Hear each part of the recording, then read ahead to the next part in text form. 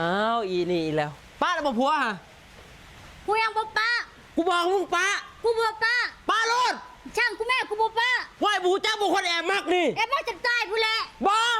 อกเรื่องแม่กูมักมึงมักเรื่องของมึงมักกับไปป้าผัวกูจักกะตี้มีมารยาทแน่มูมักโตกับป้าผัวมาหามู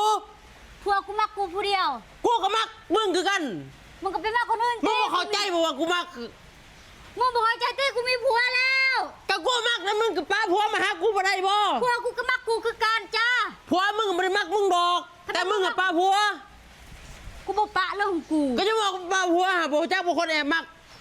มึงบอกหูจักบอกคนมีผัวน่ะห่วยคนแอบมักมึงทรมานไหนมึงเขาเศร้าแอบมักตีบักฮามึงไปป้าผัวเดี๋ยวนี้มึงปึกแท้มึงก็เศร้าแอบมักเต้มึงเป็นบ้าบอกคนแอบมักก็แอบมักนั่นแหละแล้วมึงแสดงตัวหาสแต็กยังเนี่ยกูมักมึงกลายแบบเต้เนี่ยกูมักกูก็เลยมาเปิดใจว่ากูมักมึงเลยมึงไปป้าผัวเดี๋ยวนี้เพราะว่ากูมักมึงแล้วกูบ่มีใจมึงบ่มีใจมึงก็ต้องมีแล้วกูแอบมักมึงมีมารยาทแล้วที่มึงบ่จักป่ะฮะห่วยกับปั้นชัดคุมตามึงลีเลยไม่มาตบตัวทีตัวแรกนะเว้ยแล้วมึงมาหาเรื่องกูหาสแต็กกูไม่ได้มาหาเรื่องกูมาบอกฮักมึงโว้ยกูมีผัวแล้ว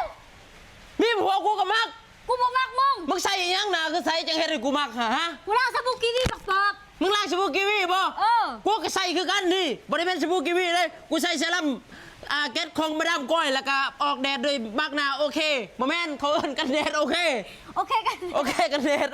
ขนาดเรายังถึงแล้วปานนั้นแอบมักกูสงสารชีวิตกูเด้เนาะโอ้กูก็มักมึงนั่นแหละเนาะโอ้ยอย่ามาตบตัวทีตัวแรกนะเว้ยมึงนี่ไปไกลๆไปมึงอะไปไกลๆไปกูจะไปนะมึงเอ้าเด็กย่างเนี่ยกูมักมึงกูบ่มักมึงเด้ก็ยาดอกเด้อีห่ามึงเอ้ย